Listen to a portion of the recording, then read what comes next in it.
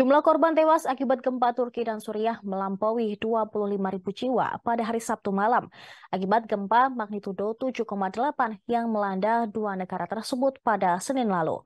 Presiden Turki Tayyip Recep Erdogan mengatakan jumlah korban tewas di negaranya telah meningkat menjadi 21.848 jiwa.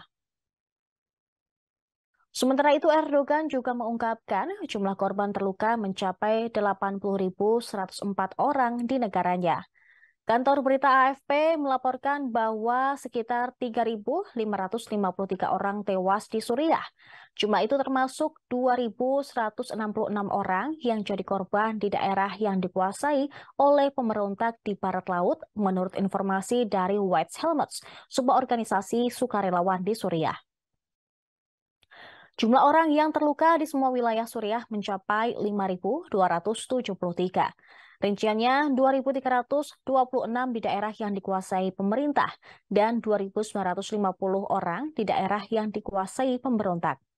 Ini akan membuat jumlah gabungan mematikan di Turki dan Suriah menjadi 25.401 orang.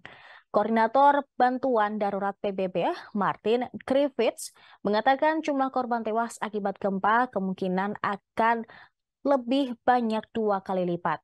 Griffiths menggambarkan gempa tersebut sebagai peristiwa terburuk dalam 100 tahun di wilayah tersebut.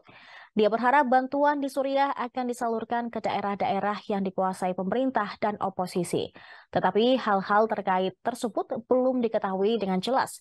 Jumlah ini pun jauh di atas korban jiwa tsunami yang melanda Jepang pada tahun 2012. Saat itu korban jiwa berada di sekitar 20.000. Sebelumnya petugas penghubung PBB, DI Akut Search dan Rescue Association Belit Tasdemir mengatakan tingkat kerusakan yang terjadi akibat gempa cukup dahsyat. Oleh karena besarnya dampak tersebut, dia menggambarkan upaya penyelamatan sebagai operasi raksasa. Pasalnya, tim bekerja di area yang luas di dalam suhu di bawah titik beku. Terima kasih sudah nonton. Jangan lupa like, subscribe, dan share ya.